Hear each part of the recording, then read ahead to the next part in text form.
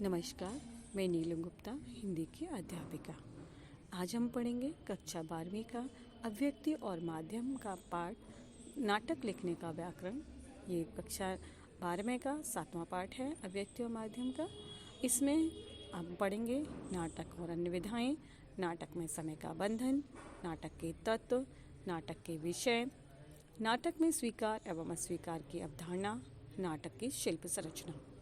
तो विजय तेंदुलकर एक मराठी नाटककार, इन्होंने कहा कि नाटक का तंत्र लेखक को खुद निश्चित करना पड़ता है। नाट्य तंत्र के नियमों से मार्गदर्शन होगा, लेकिन ऐसा नहीं कि उनके पालन से ही अच्छा नाटक लिखा जा सकता है। विश्व के बहुत से अच्छे नाटककार तो इन नियमों के अपवाद ही साबित होंगे। नाटक का माध्यम खून में उतर जाए, ऐसा होना चाहिए। संज्ञा पर उसकी छाप उठनी चाहिए, तभी कोई लेखक अच्छा नाटक लिख सकता है। लगातार ये प्रश्न सामने आता है कि नाटक कविता, कहानी, उपन्यास की तरह एक साहित्य के अंतर्गत है चीज़ है, फिर भी इसकी रचना में क्यों अंतर जरूरी होता है। जब हम इस पर विचार करते हैं तो पाते हैं कि नाटक की अपनी कुछ निजी विशेषताएं हैं, जिनके कारण वो दूसरी विधाओं से बिल्कुल अलग हो जाता है। स्वयं हमारी भारतीय परंपरा में नाटक को दृश्य काव्य की संज्ञा दी गई है, जहाँ से नाटक अपनी निजी व विशेष प्रकृति ग्रहण करता है। तो पहले हम नाटक की विधाएं जान लेते हैं। सामान्यतः साहित्य का विभाजन गद्य व पद्य के रूप में किया जाता है। गद्य में कहानी, उपन्यास, नाटक मुख्य विधाएं, जबकि साहित्य में श्रव्य और दृश्य दो भागों में विभाजित किया जाता है। नाटक दृश्य काव्य के रूप में आता है। साहित्य की अन्य विधाएं लेखन तक ही सीमित रहती हैं, किंतु नाटक तभी पूर्णता को प्राप्त करता है जब लेखन के साथ उसके दृश्य रूप अर्थात मंच या अभिनीत करते समय लोग देख सकें। तो कहने का आशय है कि अभिनय नाटक का प्राण तत्व है। इस कारण नाटक तकनीक की दृष्टि से अपना अलग स्थान रखता है। नाटक का अभिनय मानव स्वभाव के जन्मजात है। छोटे छोटे बच्चे खेलते समय तरह तरह का अभिनय करते हैं। कुछ बच्चे गुड्डे गुड़िया का खेल खेलते हैं, तो कुछ अध्यापकों का भी भूमिका निभाते हैं। और जो आपके छोटे छोटे बच्चे होते हैं तो उनको देखा होगा कि वो जैसे उनके अध्यापक अध्यापिकाएं स्कूल में पढ़ाते हैं, घर पर आकर वो उसी का अभिनय करते हैं और उसी की थोड़ी सी नकल करते हैं। तो अभिनय मूल पात्र का किया जाता है। इस दृष्टि से देखें तो संभवतः सभी लोग अभिनय करते रहते हैं।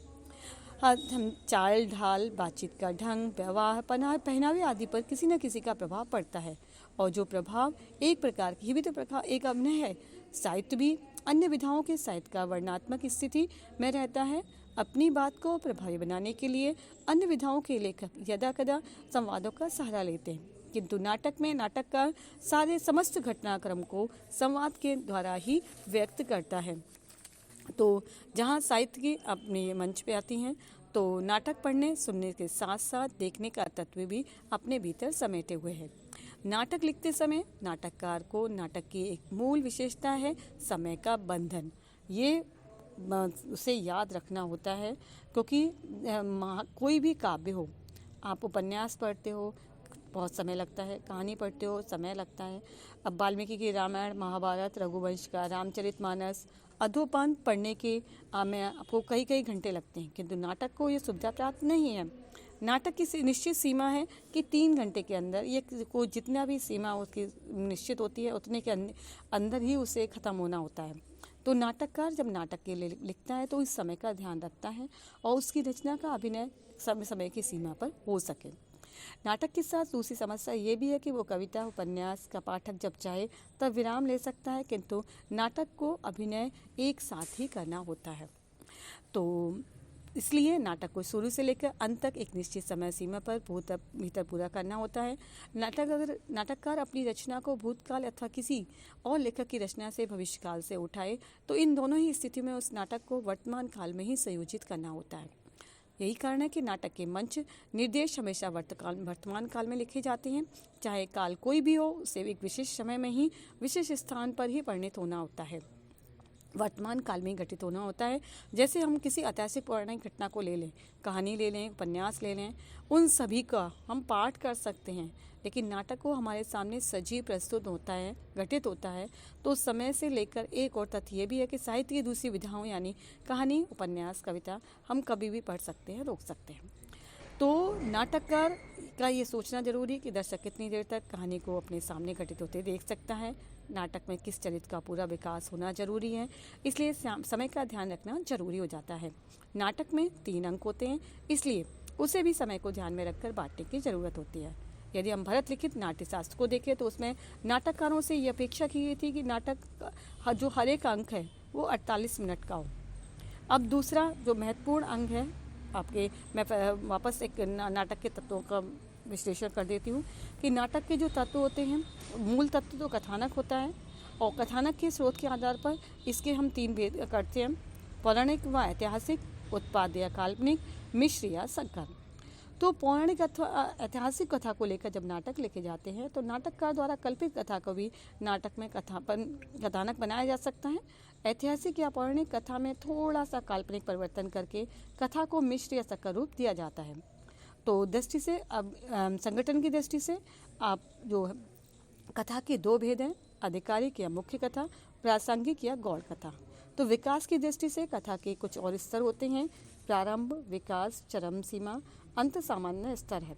भारतीय काव्यशास्त्र में प्रारंभ, प्रयत्न, प्रत्याशा, नियताप्ति व फलागम 5 स्तर बताए हैं, किंतु आधुनिक नाटककारों के लिए ये बंधन स्वीकार नहीं है। तो दूसरा नाटककारों का एक तत्व है आपका पात्र। पात्रों के माध्यम से ही नाटक जीवंत बनता है। भारतीय जो काव्य शास्त्र में नायक, खलनायक आदि पात्रों की विशेषताओं का भी वर्णन होता है। सामान्यतः नायक फलों का आपका वक्ता होता है। पात्रों के पात्र में जहाँ नायक का महत्वपूर्ण स्थान होता है वहाँ उनकी स्वभाव में एक रूपता नहीं होती। अगर स्वभाव में एक रूपता नहीं होती तभी संघर्ष का जन्म होता है और संघर्ष के कारण ही नाटक में रोचकता आती है। अतः पात्रों में जहाँ नायक का महत्वपूर्ण स्थान होता है वहाँ खलनायक का भी कम महत्वपूर्ण स्थान नहीं होता। नायक प्रायः मधुरभाषी, चतुर, पवित्रात्मा, वाक्पटु, उदात्त गुणों से युक्त होता है, जिसे इन गुणों के विरोधियों से संघर्ष करना पड़ता है। नाटक के पात्र सपाट, सहती व जो आप लिख रहे हैं वो टाइप्ड होनी चाहिए। नाटक का तीसरा महत्वपूर्ण तत्व है संवाद। ठीक है, तो संवाद या कथोपकथन।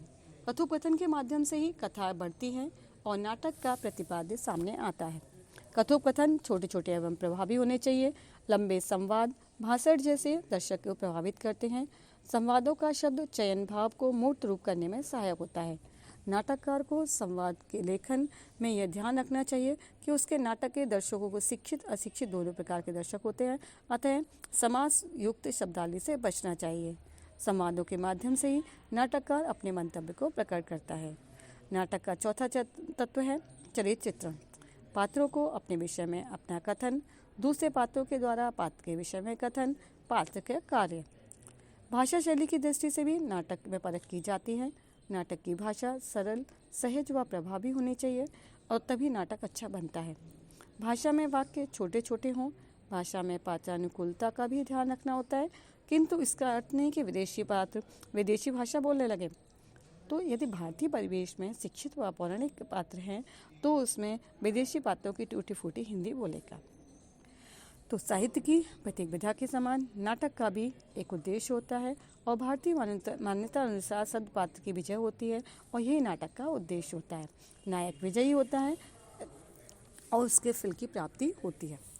तो एक और महत्वपूर्ण है आपका शब्द। वैसे साहित्य की सभी विधाओं के लिए आवश्यक होता है, पर साहित्य की 2 ही विधाएं हैं, कविता और नाटक। इनके लिए शब्द का विशेष महत्व है। नाटक की दुनिया में शब्द एक नया, निजी और अलग अस्मिता ग्रहण करता है। हमारे नाट्य शास्त्र में भी वाचिक अर्थात बोले जाने वाले शब्द को नाटक का शरीर कहा है। तो कहानी तथा उपन्यास शब्दों के माध्यम से किसी स्थिति, वातावरण या कथानक का वर्णन करते हैं या अधिक से अधिक उसका चित्रण कर पाते हैं। यही कारण है कि वर्णित या नैरेटिव विधा जो है उसमें कह दिया जाता है कविता इससे आगे है। इसके शब्द बिंब और प्रतीक में बदलने की क्षमता भी रखते हैं। इसी कारण साहित्य की सभी विधाओं में कविता ही नाटक का सबसे ज़्यादा निकट जान पड़ती है। वैसे कहानी और उपन्यास में भी वर्णन घटित होते हैं, लेकिन अंतर यह है कि नाटक में वह कहानी सचमुच हमारी आंखों के सामने घटित होती है। इसी आधार पर कहा जाता है कि एक सफल नाटककार भी हो सकता है। ऊपर के तथ्यों को हम ध्यान रखेंगे तो निकलेगा कि नाटककार के लिए जरूरी है कि उसमें क्रियात्मकता हो उन शब्दों को दृश्य बनाने की क्षमता हो, शाब्दिक अर्थ ज़्यादा व्यंजना की ओर ले जाए। और अच्छा नाटक वही होता है जो लिखे अथवा बोले गए शब्दों से भी ज़्यादा ध्वनित करे। जो लिखा या बोला नहीं जा रहा, नाटक का मात्र एक मौन, अंधकार, ध्वनि प्रभाव कहानी या उपन्यास के बीच 25 पृष्ठों की बराबरी कर सकता है। तीसरा नाटक के लिए जरूरी है कथ्य। पहले कहानी के रूप में किसी शिल्प, फॉर्म तथा संरचना के भीतर घिरौना होता था, इसलिए नाटककार शिल्प या संरचना की पूरी समझकर जानकारी अनुभव के आधार पर करते थे। यह बात हमेशा ध्यान में रखते थे कि नाटक का मंच पर मंचित होना, यही कारण है कि नाटककार रचनाकार को साथ साथ कुशल संपादक भी होना चाहिए। पहले तो घटनाओं, स्थितियों अथवा दृश्यों का चुनाव, फिर उन्हें किस क्रम में रखा जाए, वो शून्य से शिखर की तरफ विकास दिशा में कैसे बढ़े, यह उसे नाटककार को कला आनी चाहिए। तो इस तरह आपके नाटक स्वयं एक जीवंत माध्यम है। कोई भी दो चरित्र जब आपस में मिलते हैं तो विचारों का आदान प्रदान, टकरार पैदा होना स्वाभाविक है। यही कारण है कि रंगमंच प्रतिरोध का सशक्त माध्यम है। वह कभी भी यथास्थिति को स्वीकार ही नहीं कर सकता। इस कारण उसमें अस्वीकार की स्थिति बराबर बनी रहती है, क्योंकि कोई भी जीता जागता संवेदनशील प्राणी वर्तमान परिस्थितियों को लेकर असंतुष्ट हुए बिना नहीं रह सकता।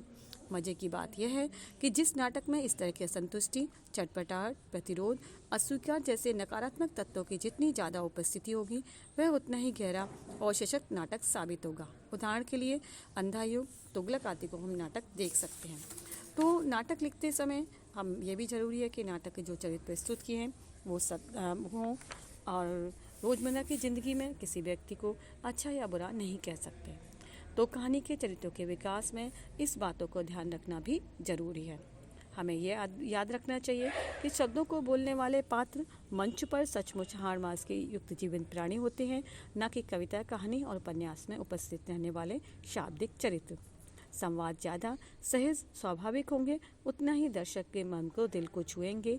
यह सहज स्वाभाविक होने का आशय भाषा की सरलता से नहीं, संवाद चाहे कितना भी तत्सम या क्लिष्ट भाषा में क्यों न हो, स्थिति तथा परिवेश की मांग के अनुसार स्वाभाविक जान पड़ते हैं, तब उनके दर्शकों में संप्रेषित होने में कोई मुश्किल नहीं होगी।